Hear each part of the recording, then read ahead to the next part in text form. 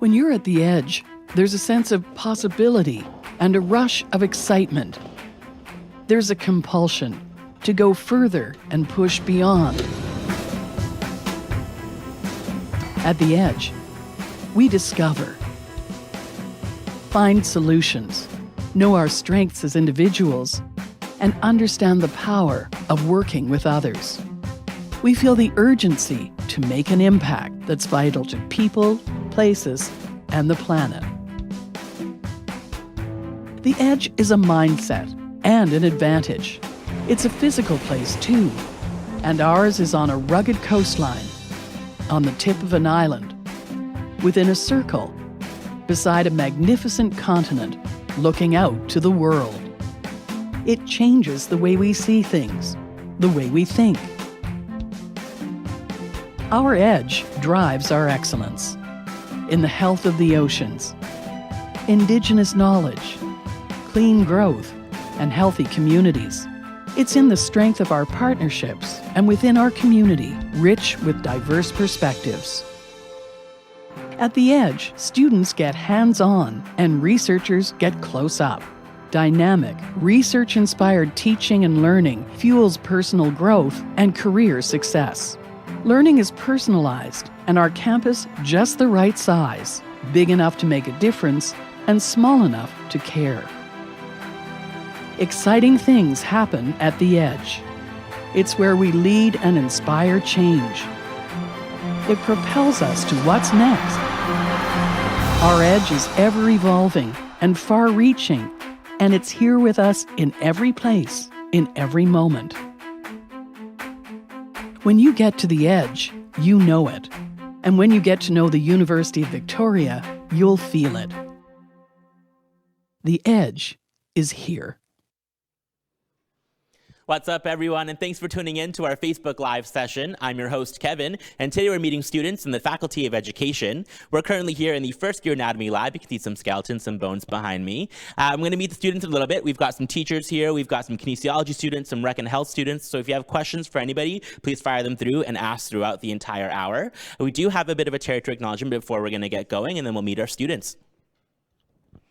Good evening, everyone. We'd like to acknowledge with respect the territory of the Lekwungen-speaking people on which the University of Victoria stands. So I tangen hela Nick Donasna Chasleetsanat Husenich. Good evening, everyone. My name is Nick. I am from Saanich here in Victoria. I am a fourth-year student here at UVic in the Bachelor of Education post-degree program, going to school to become an elementary school teacher. Hi everyone, my name is Kane. I'm also in my post-degree program in education. I'm doing secondary program with Japanese and social studies. Nice to meet you. Zanehotia, Haley Ushia, Tatlahotsi Jastin, Shiona Estat. My name is Haley. I'm from the Wolf Clan of the Tahltan Nation, and I am from a little town called Dease Lake, British Columbia, which is located at the tip of northern BC. I am currently studying elementary education here at the University of Victoria as well. Hi, my name is Marian, and I'm a fifth-year kinesiology student, and I grew up both in Puerto Vallarta, Mexico, and here in Victoria, BC. Hi, I'm Harrison. I'm also a fifth-year kinesiology student, and I grew up here in Victoria, BC. Hi, I'm Logan, and I'm in my third year at UVic. I'm a recreation and health education student, and I'm from Calgary, Alberta. Awesome, thank you. So stoked to get to know you all in the next hour or so. For everybody out there, ask your questions because these students are here with their expertise to answer anything you might have.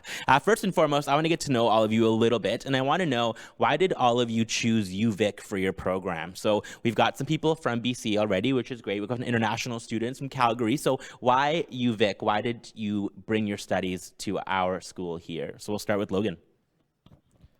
I think, like, for me, the ocean was a really big draw. It's so close and so accessible, so I think that's why I came.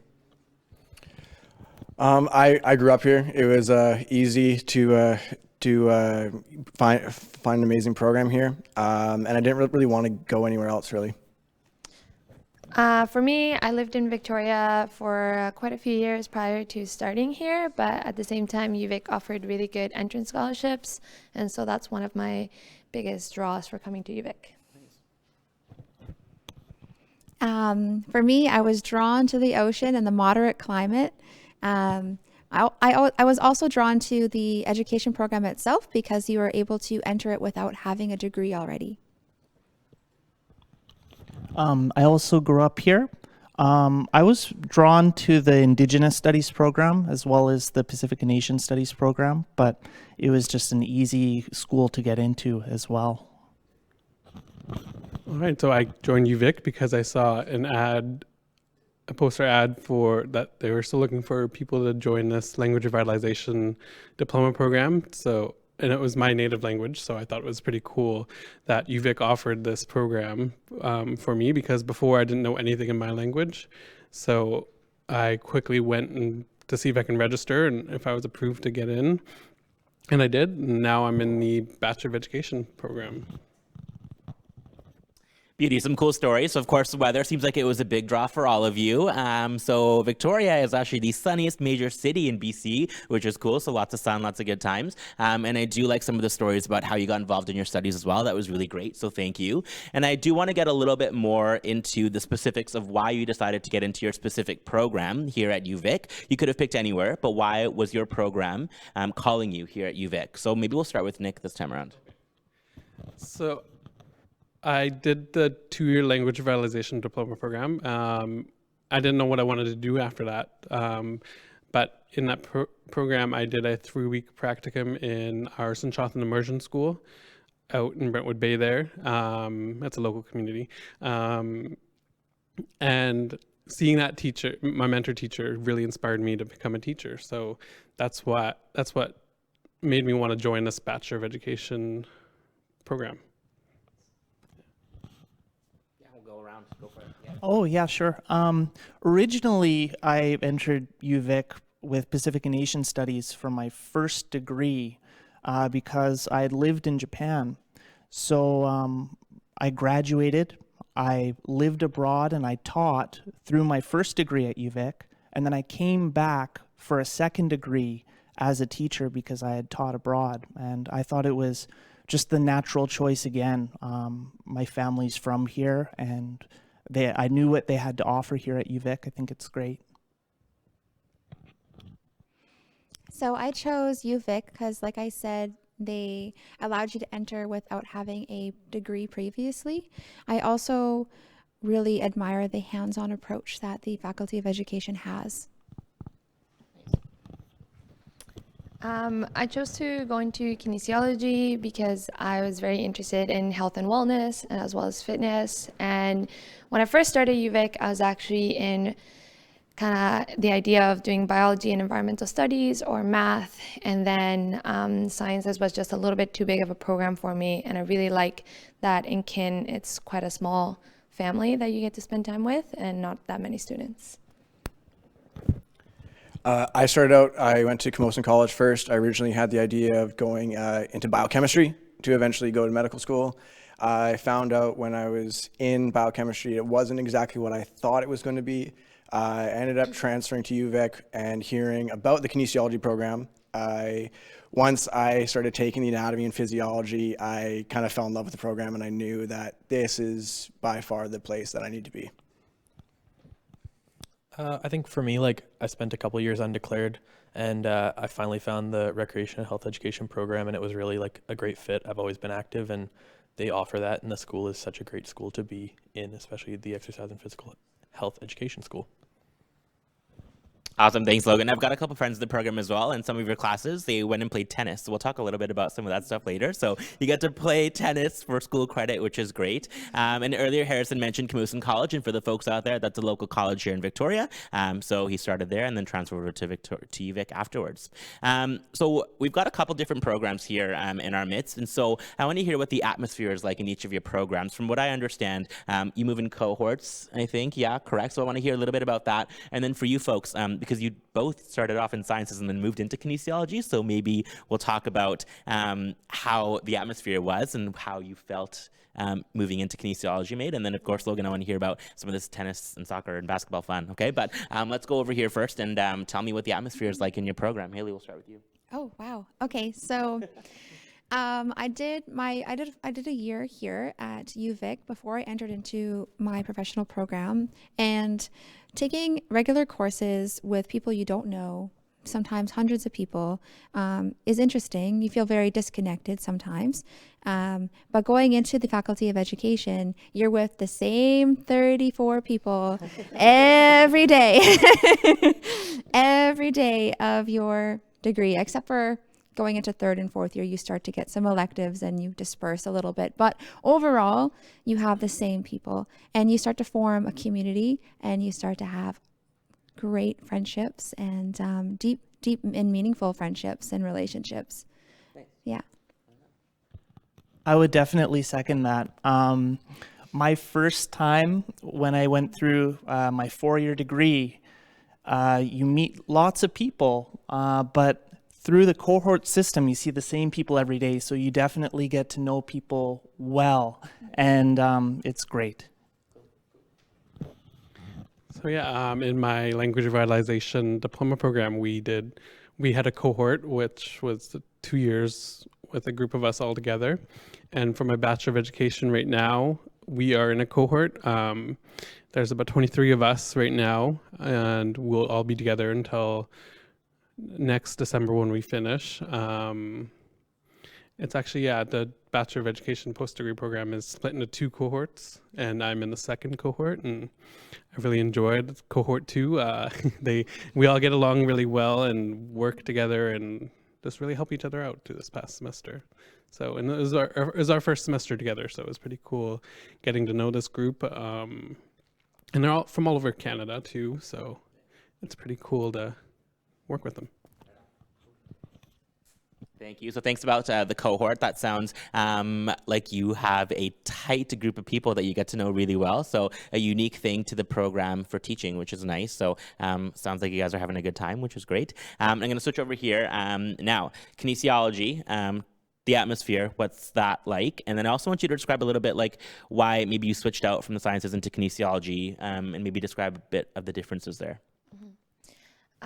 So yeah, like I was mentioning, in my first year, I was in bio and as well as thinking about math. So I took all sciences in first year, chemistry, physics, biology, and math. And it was definitely like a bit of a culture shock from going into high school into that and being in a lecture hall with 300 people. I did have friends from high school since I went to high school in Victoria, so that was really helpful. But then the difference in the atmosphere of having that many students, maybe you don't feel comfortable asking a question in lecture, don't really feel like your professors know you or like know your name. Then transferring into kinesiology, what drew me first is like 30 to 60 people in the program, right? So it's not that many people in it, but then actually being in lecture, you get to really, really know each other and really get to know not only your classmates, but also your teacher. And they actually try to help you out. And you can go to office hours and ask them questions. Some of them stay 30 minutes after class to answer questions. Not gonna say everyone does that, but some of them definitely do. And they're very, very earnest people. So it's really nice atmosphere. Yeah, there's actually a pretty big change that I noticed between coming from the big like cell biology and organic chemistry stuff that there's hundreds of people in there, and then when you're in your like kin classes and you have a prof that you're going to have a few different times throughout your degree, and they actually end up knowing you by like, your first name, and you can actually build a relationship with the prof versus your mainstream like biology and chemistry courses. There's no chance. There's no chance at all. And just the idea that I made so many more friends in kinesiology once I was in with the classes that I would see them like every day in more than one class. It was just way easier to make friends in a smaller program than it was in such a huge science faculty.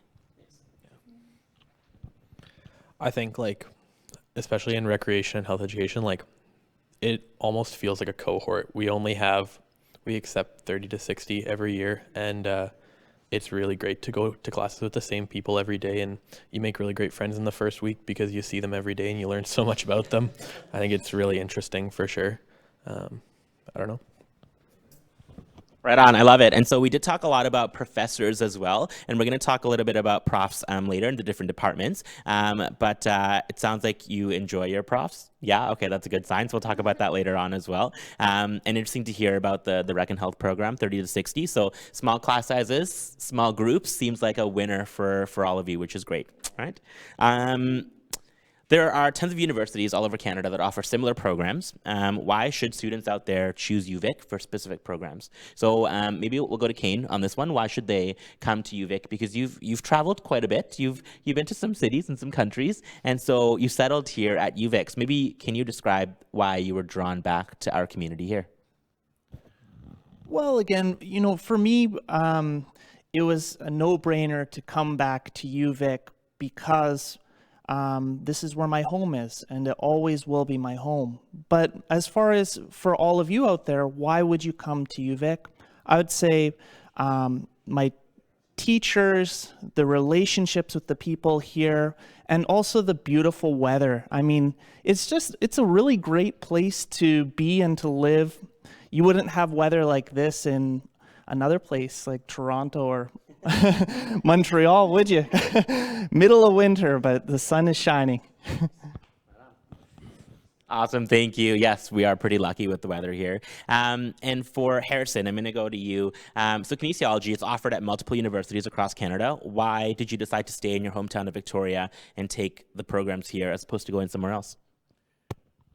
The kinesiology program at UVic is pretty interesting compared to other schools because for us, one, we have the co-op program available, and there's a lot of actually research opportunities that I know a lot of bigger schools, it's a lot harder to get those kind of opportunities. And for me, I'm going to graduate with 4 different directed studies and 3 co-ops. And there's a lot of universities that to get some research experience, which a lot of applications, if you want to go to medical school, physio school, OT, whatever kind of post undergrad thing, those are something that's going to differentiate between applicants. And I was able to walk into a prof's office that I've had before and just say, "Hey, I've been really interested to help you with some of your research," and they're like, "Oh yeah, for sure. Like you want, I'll see if I can set something up if it works." And it was like, "Really? Okay, sure." Wow. And so I've been really lucky, and just the fact that you can do that with professors and have some incredible experiences that a lot of other universities I don't think can offer is pretty cool. Awesome. So small class sizes seems like it's a winner there. So, and I want to go to Logan just before we go on a break here. Logan, the recreation and health program, it's not too big. It's pretty populated here at UVic. So can you tell us a little bit about the program in itself, why you were drawn to it, and why it's so special for you here at UVic? I think the recreation and health education program is different than a lot of other universities. Like Harrison was saying, it is so small here that even in Rec and Health, you get to know all of your profs and all your teachers, and you get a one-on-one interaction with them every single class that you have. I think it's really important for not only your own education, but also your social life to get to know profs and get to make friends in your program. So I think the class sizes for sure is the biggest draw for a lot of things in Rec and Health. Nice. No, it's good. I love it. I love it. So really awesome. We are going to talk a little bit about co-op directed studies, practicum in a little bit. We are going to go to a bit of a break here. We've got a cool little video coming up about teachers' education. So these 3 know all about it. So stay tuned. Watch the video. We'll be here. We won't leave. We promise.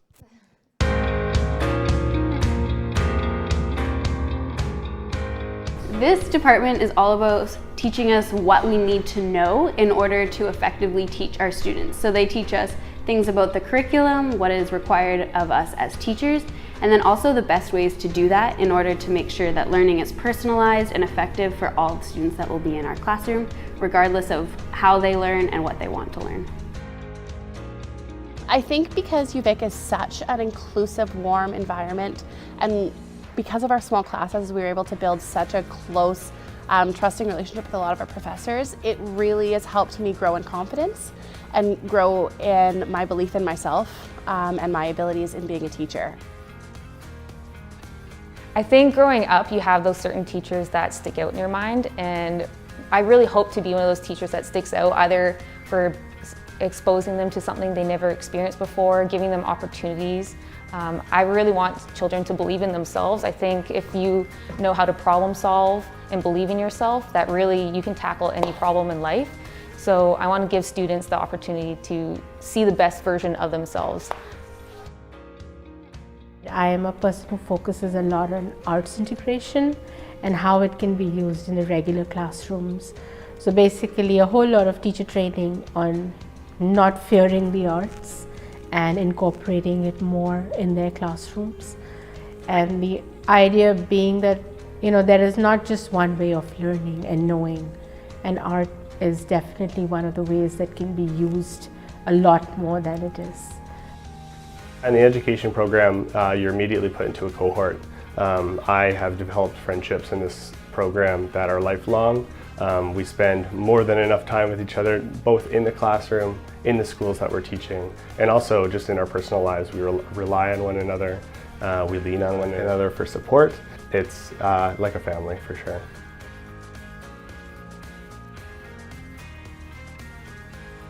We're back. We didn't go anywhere, as promised. And so the video that we just saw was about teacher education, which is quite neat and really unique to UVic. And I do want to go into a little bit about what your experiences were like in the teaching education program. So from my understanding, we have practicums that are involved. So it is a mandatory placement throughout the program where you go and you teach the young minds in the community. Yeah? So I want to hear a little bit about your stories. And so, Nick, I want to go to you first because you had a really interesting story about teaching languages to kindergarten as one of your practicums. So tell us about that, because that was really neat. So in my language revitalization program, we did a three-week practicum, but it was in our Sanchothan Immersion School, which is the local language here in Husainich, Sanchothan, yeah. It was a fun experience. It was a bit challenging because I had to come up with lessons in the language, and then I had to teach them in the language. But it was fun overall. Like I was able to come up with my own lessons. Like I asked the teacher what because in our immersion school, each grade has a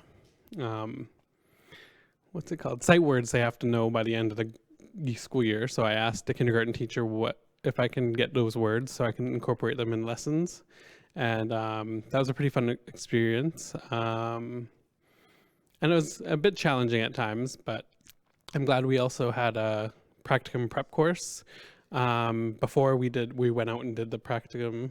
I noticed for my upcoming 6-week practicum coming up, I don't see a practicum prep course in my schedule yet.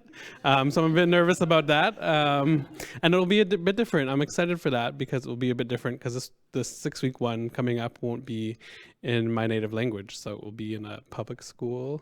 So it'll be a bit different. Nervous, but yeah, I'm ready for it. Thank you. Yeah, no, that sounds amazing. So I know, like, even speaking English now, I am not good at it. So but trying to teach a language to 5-year-olds must have been challenging, but it sounds like you were given the right tools to succeed, and you did some help from your mentors in the school, which is awesome.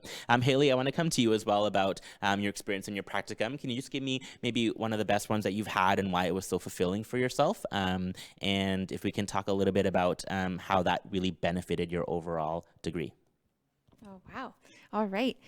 So my favorite practicum so far was my last one, which was in grade 4-5 at Hillcrest Elementary School. So hello, anybody who's watching who is from Hillcrest Elementary School. So it was my first time teaching grade 4-5. I'm usually a little person type of person. And now I am a grade 4-5 teacher. I love it so much. You get to connect with them very strongly, and I taught them a lot about what it means to be an Indigenous person here in Canada, and specifically about my culture and my family. And every lunch hour, I got a little nerdy, and we did some coding clubs. So I brought out some robotics and that kind of stuff, and we had a blast every lunch hour. So cool. Yeah. So cool.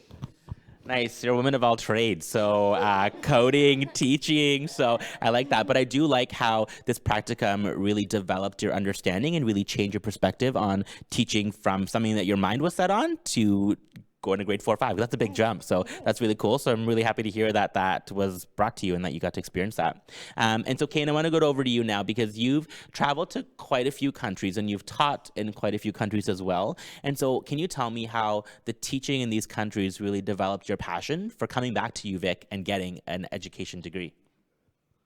Well, absolutely. You know, I think I grew a lot over the time through my first degree. And by the end of the first degree, I knew that I wanted to go to Asia. I didn't know what to expect, but I knew that I wanted to go there and I wanted to try it out. And I found a career, I found a passion. It was really great. I lived in a city called Beppu. It was known for its hot springs.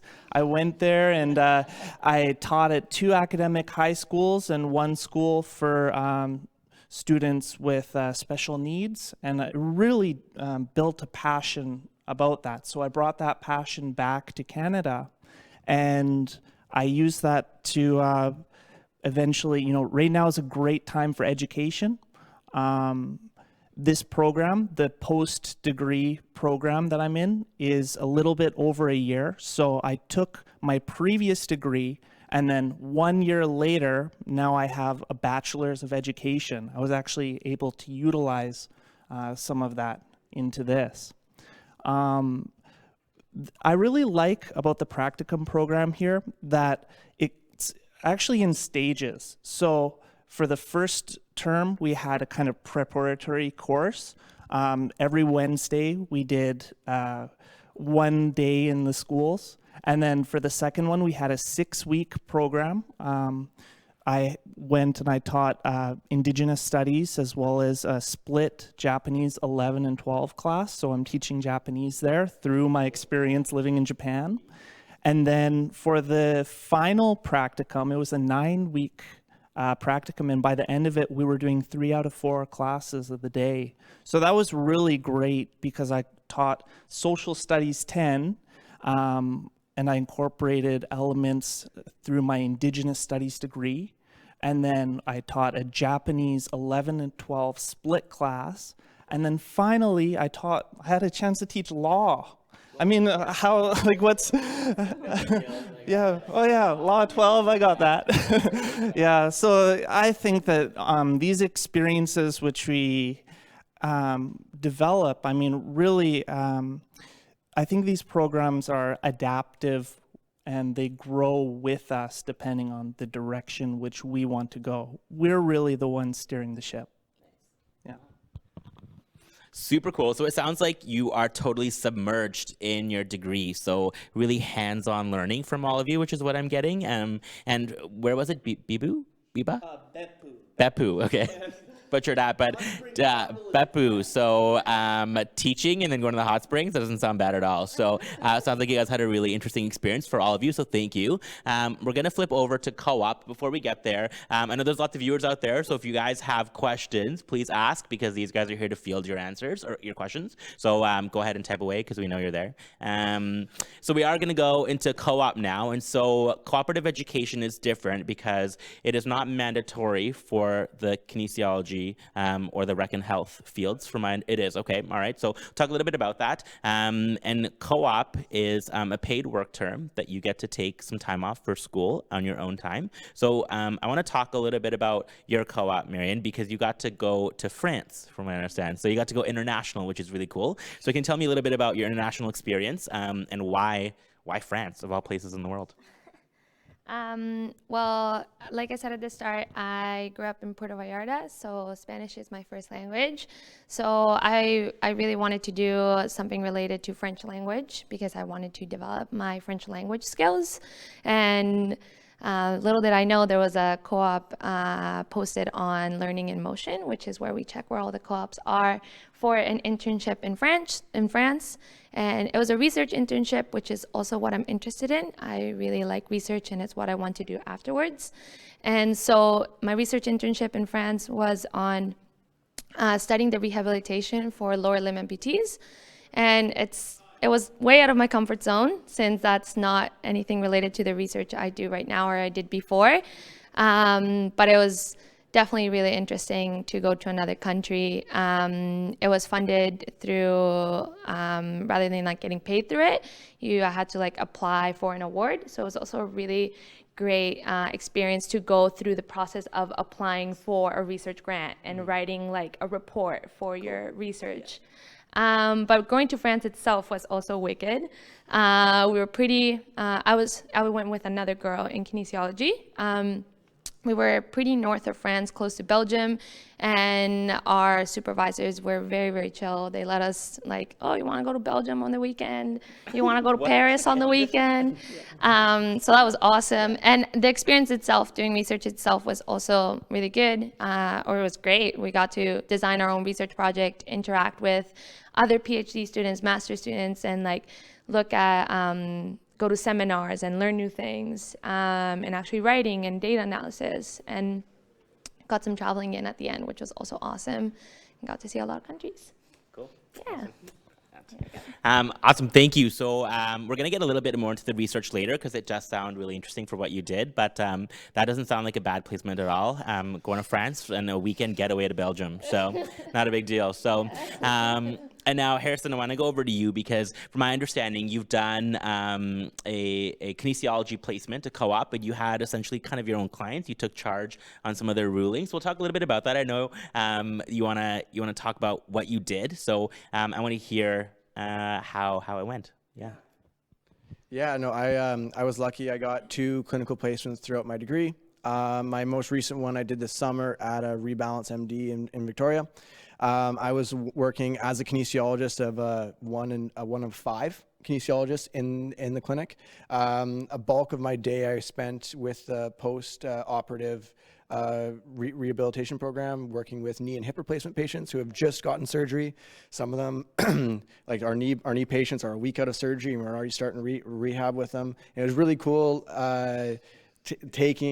having these patients come in and just take them through their rehabilitation program, and see all the progress that they make. It's pretty incredible. And the other part of the co-op that I did is I was helping the private physios with all of their clients and that they have, with helping with their exercise prescription and giving exercises and direction to their patients. Awesome, thank you. And before we go to Logan about your co-op, Harrison, why do you think co-op is such an essential part of your degree here in kinesiology? It actually, I think it's incredible that because it actually changed what I wanted to do. Is that I went into kinesiology with this idea of I had my heart set on medical school, and I did a placement downtown at a physio clinic called CBI. And working with the physios and the occupational therapists and other kinesiologists, I realized that I actually rather work in rehab and go through the progress of actually wanting to go into physiotherapy instead of medical school. And without co-op, I wouldn't be able to apply actual practical experience, and coming back from a co-op back into classes and then going into other courses like biomechanics and functional anatomy, you're able to have a different kind of scope of the course. That's pretty incredible. Yeah. Thank you. That sounds intense. And we're going to talk a little bit about some of those courses and some of those labs in just a second. But Logan, I want to hear a little bit about your co-op. So it is a mandatory co-op in your field. And from what I understand, you're unique because you got to challenge one of your co-ops. So can you talk a bit about the challenge, what that was like, and how your co-ops have been? For sure. So I actually haven't done any co-ops yet, which is kind of interesting. But there are mandatory co-op terms for the recreation degree. There are currently 4 of them. I challenged a co-op, which basically means that it eliminates one of my 4 co-ops. So what I did for my co-op challenge is I worked at a golf course for the summer, and you basically apply to challenge a co-op, you write a paper, and it's really unique to the recreation and health education portion of our faculty. Thank you. So you kind of just knocked two birds with one stone. You got to work on a golf course all summer, which sounds really fun. And then you got some school done too. So you're like, all right, why not? So always a good call. So thank you. So we did talk a little bit about some of the courses and what that was like. And so I want to get into, we're going to talk as well about the teaching and what that's like. But I want to hear what some of the classrooms are like, what the labs are like. Because it sounds like when you go into your placements, you're using all this technology and all this equipment. Did you get that same benefit here at UVic in the lab? So what is that like? Miriam, we'll go to you first. Oh, sure. Yeah, I guess I'll talk about maybe like the labs that were more hands-on and my favorite ones. So I just finished my exercise physiology class, and for me, exercise physiology is very interesting, but it's very cool, all the technologies that we got to learn through the lab. So for example, maybe I don't want to get too fancy with words here, but we hook up people to like essentially like a chamber that collects what they breathe, and we can measure like their cardiorespiratory fitness. So that's one example that's really cool that we get to get our hands on onto that even as students. Probably another one of my favorite labs was for motor control and motor learning, since that's my biggest interest is neuroscience. So we get to hook people up to an electroencephalography system. So sorry, that's a little big word, but it's essentially just like electrodes put on their heads, and then they do tasks on a computer, and we get to do that as a lab and come up with like our own research project and within the class. So it's kind of cool to get to see all the different technologies like that. There's definitely also like the anatomy lab, which maybe Harrison can speak to. Nice. Right on. So sounds interesting. Sounds like a handful. But how did you find it was kind of differentiating between a lecture and then going into lab? Did you learn stuff in lecture? Was it simplified in lab? Was it more hands-on? So Harrison, I'm going to come to you about this question. Can you kind of differentiate the differences between a lecture and a lab? And then we want to get a little bit more into some of the cohort examples, okay? Yeah, I found that it was extremely helpful having some of the labs, especially in like anatomy and physiology, when we're very hands-on with the models, and with in our cell and systemic physiology labs, we're actually doing stuff with, when we're talking in lecture about lactic acid and what it is. And we did a lab that we actually measured I measured my blood lactate levels while I was exercising, and then the effect of recovery, and looking at that involved, and my finger pricked, and then looking at my blood. But it was really fascinating, and it actually, we were looking at just the changes that occur, and you're looking concretely at the computer and looking at all the different levels and how it changes of what we were talking about in a lecture, and actually seeing it was pretty cool. Cool. Awesome. Thank you. So yeah, it sounds like there's a lot of kind of crossover that you're doing in lecture and then going into lab, which is awesome. And now over here, because there's a lot of science going on over here, but I want to hear, what were the classes like? Like, what is a day in the life for an education student? All right, so Haley, we'll go to you. Sure. Okay, so the day in the life of an education student. Well, first of all, we have lectures, which is similar to a normal lecture. However, they have really hands-on components. So our professors would create activities that we would be able to use in the classrooms. And I thought that was very amazing, like good modeling for our professors, for us to use in our classrooms. Then they would get us to create our own lesson plans and to deliver them to our, so we have to pretend that our classmates are kindergarten students, grade 1 students, grade 5 students, and deliver our content to them like we would normally do it in a classroom, and sometimes often get it recorded, and then our peers give us feedback, and it's just a good time. Yeah. I've got a question. That's why I'm stealing it from you. So, and this kind of will translate into what I want you to talk about, Kane. But Karina out there, so hey, Karina, thanks for your question. She wants to know more about the Year 1 course options for elementary education. So those of you who've done elementary education,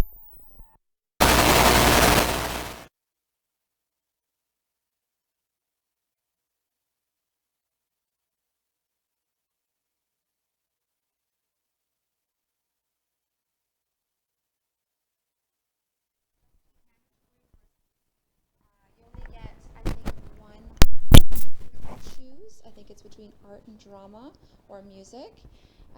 Your first semester you take about you take about 6 courses. So you have a really heavy course load, but it's a lot of fun because you get art and music and drama. Thank you. Yeah, art, music, drama, and also if you ever need someone to act like a big kid for your lessons, just let me know because I can do that. I'm pretty good at that. So nice. And so Kane, you did the secondary stream, so maybe we can talk a little bit about how that's different. So the first year stream, it sounds really unique and cool. You go really hands-on, really in there, really developing things. How is that different from the secondary stream?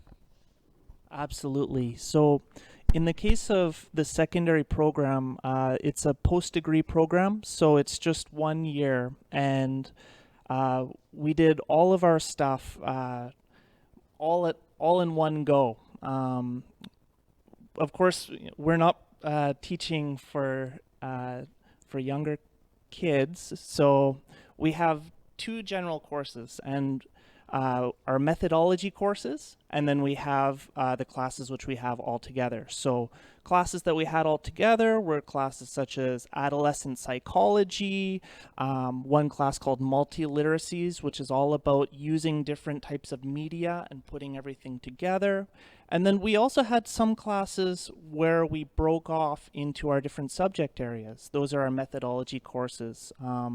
So in my case, I taught my 2 concentration areas are social studies and languages. So I had specialty courses for those 2 particular areas, and essentially what they do is they teach us how to lesson plan for those particular areas. And of course, we did have some electives as well. Some people who are interested in going into counseling or other areas, they do have an opportunity to take those classes. Whereas in my case, I'm very interested in teaching English as a second language. They have those methodology courses as electives, and I took those because that's what I love to do. Nice. Right on. Yeah, thank you. Thank you. Thank you for differentiating between the 2, because it sounds like there is a difference, and it sounds like there is a little bit of work that you got to put in there. So thank you for that. We are taking a little bit of a break now. We've got a video. So earlier, Marianne and Harrison mentioned about some of the lab stuff that you might see. And so there's a video here that actually shows some of the stuff that they were talking about. So again, take a look at the video. It's pretty cool. It's about kinesiology program here at UVic. In the Department of Exercise Science, Physical and Health Education, our focus is the human body. Our focus is how can physical health and how can that enhance us as people, whether it's in the occupational setting, in the exercise setting, or wherever it might be. We want people to become healthier. Sport is a really great opportunity for especially young athletes who I work with to learn responsibility, to learn how to work with other people, and to keep active. I personally have completed 2 out of 4 of my co-ops. The first one actually was here at CARSA on the UVic campus, and my second one I just completed at Adrenaline Zipline Adventure Tours. So these hands-on opportunities that I've been able to complete have really helped me apply my classroom knowledge to the workplace. The research that we're currently doing is through the Couch and Therapeutic Riding Association. So we're going in and looking at their social interactions, but also their physiological response to riding the horses. So they're doing horse vaulting. And I hope to be able to bring back the information that I've learned throughout the study and bring it back to help the kids that I'm teaching. It's remarkable. Once you start studying, you feel like you just need to continuously study more in order to capture all it is.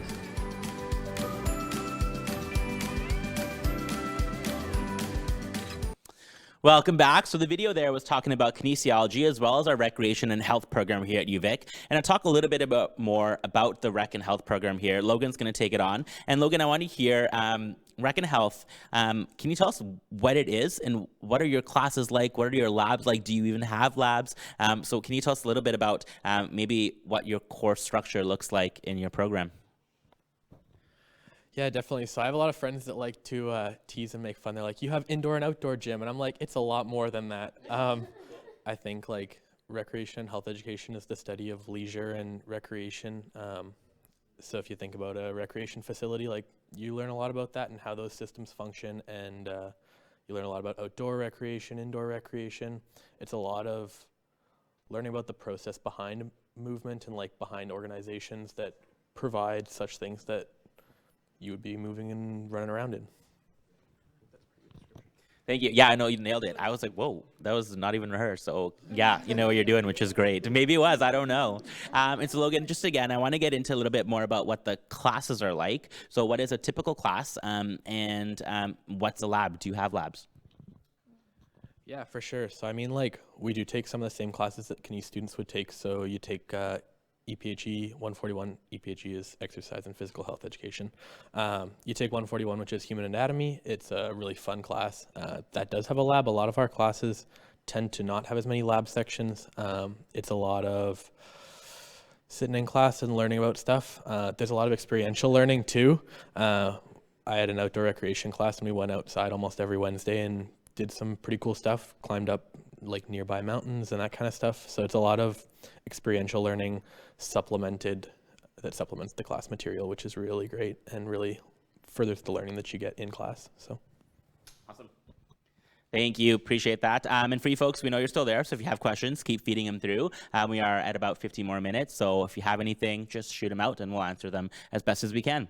And so we talked a little bit about research earlier, and so I want to get into some of the research that some of you may have done, and why you feel research was beneficial to your degree here at UVic. And did you get funding? Did you get money from the school? And how did you fund your projects and what they were? So we'll start over here and then we'll go over here. All right, so has anyone done research? Yeah, all right, there you go. Okay. Yeah, so I've done 3 directed studies at the Theoretical and Applied Neuroscience Laboratory with Dr. Kurgolson. And I'm currently on my honors, which is essentially you carry out a year-long research project. Directed studies were not funded, but currently my honors project is funded by the Jamie Castles Undergraduate Research Award. Jamie Castles is essentially the president of the university and gives out just awards to people that are doing their honors in specific programs. So in terms of how that benefited my specific degree, like I mentioned earlier, research was not my original plan, but through doing research projects, I realized that it is what I really like to do. And I do want to do a postgrad in research. And so I kind of found what I like to do through doing research projects and directed studies. And it's also really interesting. Like you get to learn a lot about one specific topic and you kind of become the nerd about it. Yeah.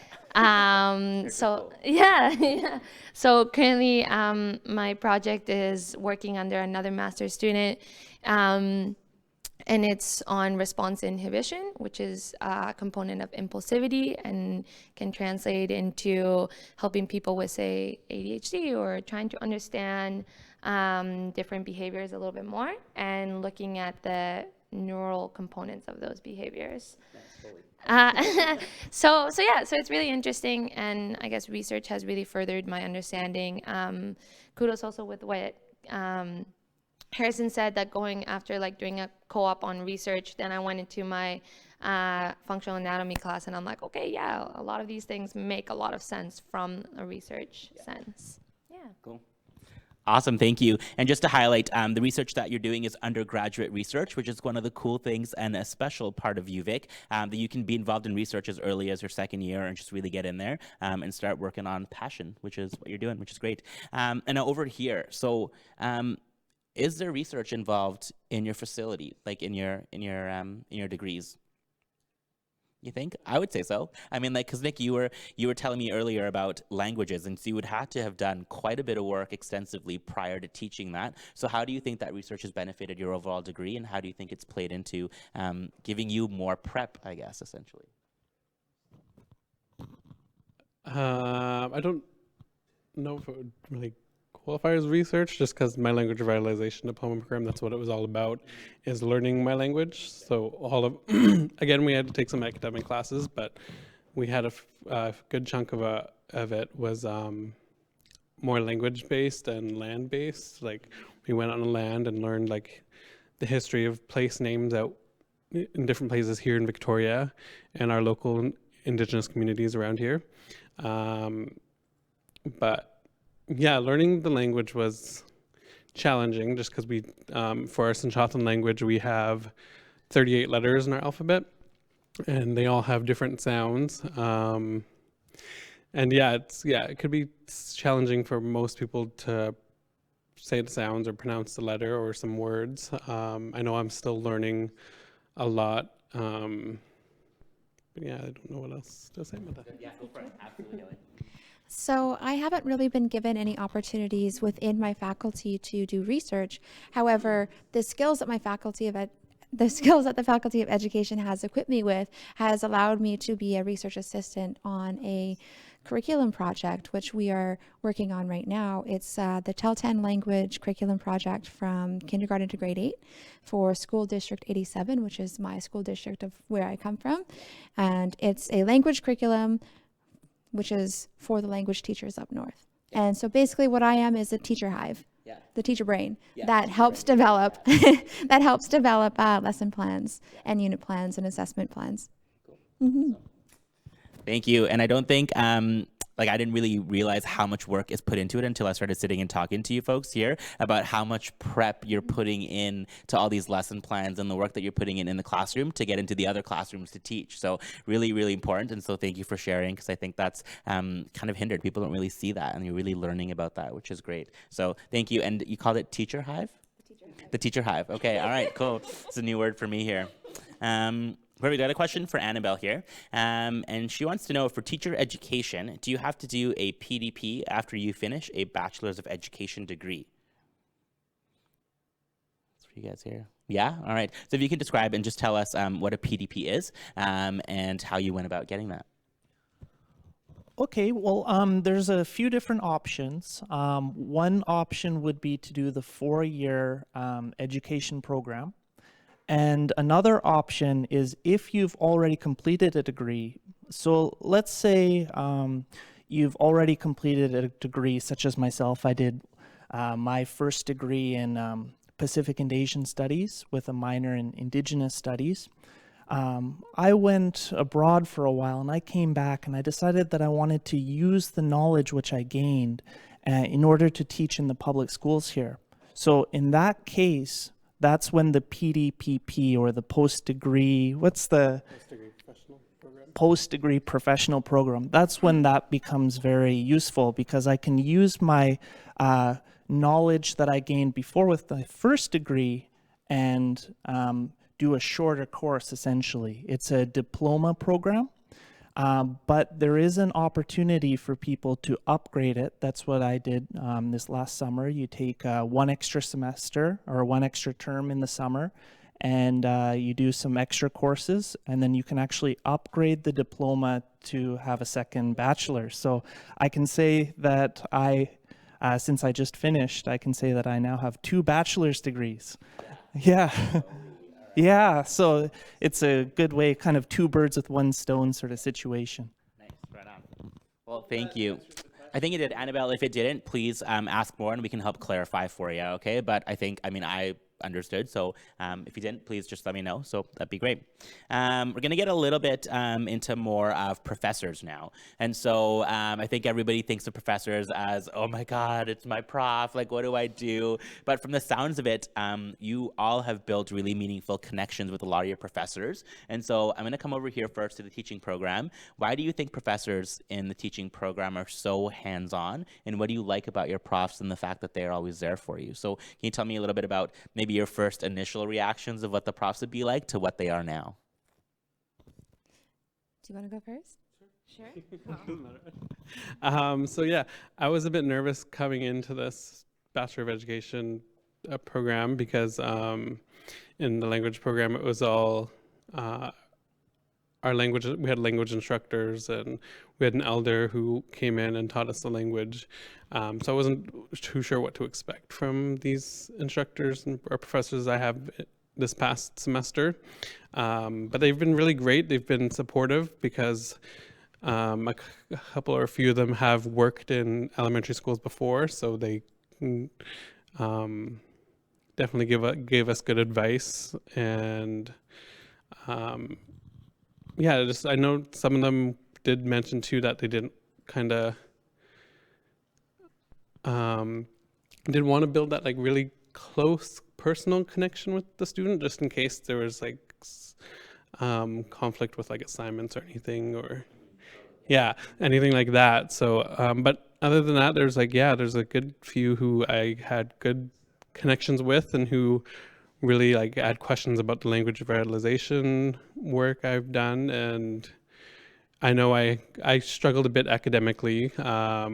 So I was honest with a few of my instructors, letting them know, and they kind of helped guide me in the right direction, or where I can get some help with some either like assignments or writing papers and stuff. So I really enjoyed that. Can I elaborate? Yeah, absolutely, okay. Absolutely. So I was really nervous as well, because I just came from doing normal classes where you had hundreds of people in them and you're really removed from your professor. But being in a cohort system or group and having that intimacy, if that's the right word, with everybody in class, friendships and close connections, you also gain that those relationships with professors. And they are really there for you, and they really want to equip you with all the tools that they can in order to help you succeed. It was really scary at first to reach out to them, but you do it anyway, and you find out that they're not as scary, and they're amazing people. And a lot of the professors in the Faculty of Education are really excited that they get to be on the front lines of teaching us, the next wave of educators that are going to be influencing young minds. Yeah. Oh. All right.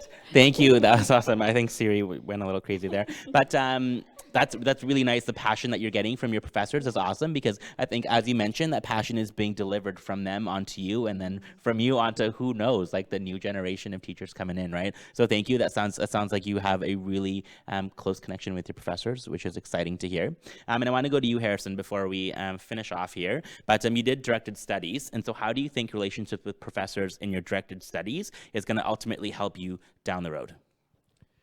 It's really going to help, because especially with any sort of post undergraduate program, it doesn't matter where you want to go into, you're going to need, for the most part, a reference from some sort of professor. And if you can't build a personal friendship or personal relationship with a professor, all they have to base off of after asking a reference for them is, all right, this student had this grade in my class above this average. And that's honestly kind of it. You're just kind of a number. And so the beauty of the EPHE program is some of the profs, like my anatomy prof I had in first year, I had my final final level anatomy and kinesiology. Yeah. And then I've had biomechanics profs more than once for the lower and upper level. And so you get to know them on a personal basis, and they can see and you grow through, and them being able to build an actual thorough reference about you as a person, not just you're a grade. You're a good, your person, your character is really helpful. Nice. Right on. I know, that's exciting. Yeah, they're starting to build that relationship, because they are going to be the person that you need to advance in your education, right? So thank you for kind of talking about that and referencing that, because I think that's really important. Because people typically, I think, are like, oh, that's the prof and that's, Mr. Scary, but that's going to be somebody that you want to build a relationship with down the road to help with your careers and your futures. Thank you. So as we're talking about future careers, we're going to start to wrap things up, though. How do you think your programs have really helped you to develop yourself in your future careers? So maybe I'll go to Kane for this one here. In teaching, how has the program helped you become a better teacher? Well, it's been a great experience through and through. My previous job was teaching in Japan and teaching in Korea, and really it's a different game depending on where you're teaching. what this program did was it taught me the procedures and the protocol and everything necessary for me to teach in the education system here in Canada. And it's great, you know, as an assistant teacher in Japan and Korea and other places, I didn't have to do things such as grades, and that was the job of other teachers a lot of the time. So mostly I was there teaching like more formative assessment, so that's like on the ground assessment, just helping them learn. So I didn't actually have to do the final report cards or things like that. But this was a great experience because it allowed me to fill in the gaps and to really put on that teacher cap and go through, you know, first with visiting the program every Wednesday, then a 6-week practicum, actually becoming a full-fledged teacher during those 6 weeks, and then finally a 9-week practicum, and making all of those contacts as well.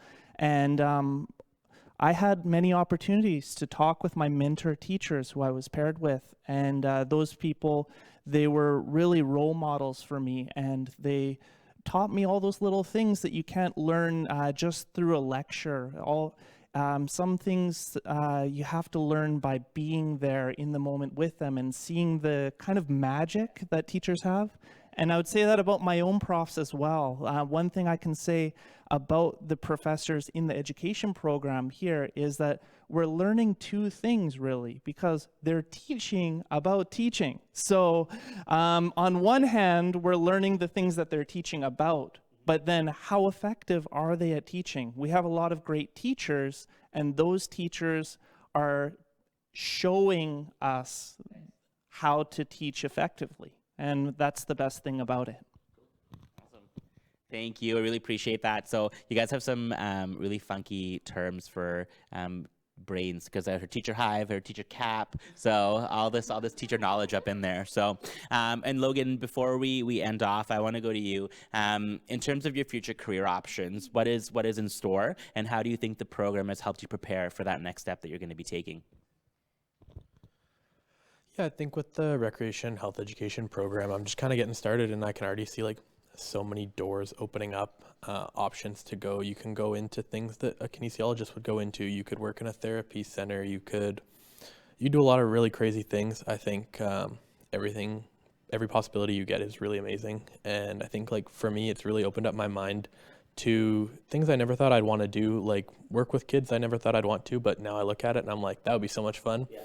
So I think like, as a rec student, you really like see a lot of different areas that you could work in, and it really expands your mind and what you think you want to do with your life. Awesome, thank you, much appreciated. We are going to finish off our segment here now, and before we finish, I want everybody to kind of think of a couple words that finishes off this sentence: my UVic life is. So I'd like you to kind of finish that sentence off with just a couple words, or maybe one word. It doesn't have to be super long, but I'm putting you on the spot, as I've done this entire hour, and really the pressure's on now. But what does it mean for you? So what is your my UVic life? So Nick, we're going to go to you first. Okay. So my UVic life? Okay. My UVic life has been a great learning experience. One or two words? Yeah. My UVic life is wholesome and fulfilling. Right on, I like that. My UVic life has been grounding. Oh, perfect. My UVic life has been community and engagement. My UVic life is awesome. I think my UVic life is improved by engagement. Same thing. That's good. That's awesome. Right on. Yeah, gotta learn, right? So thank you, folks. Thank you to everybody out there for viewing and tuning in, and your questions as well. The panel, you guys did great. You guys weren't nervous at all. I can tell you guys just naturals. But for anybody out there, if you have more questions, please continue to ask them. We'll be updating the page for the next 48 hours. But after that, you can post on the My First Year at UVic Life Facebook page, and either other students or some staff will help you out and find your answers. But for everybody out there, good luck on your applications. Maybe one day we'll see you here at UVic. And to my panel, thank you for being geniuses and advocates in your area. I really appreciate it. I learned a lot, and hopefully everybody out there did as well. All right. Thanks so much, folks. Bye now.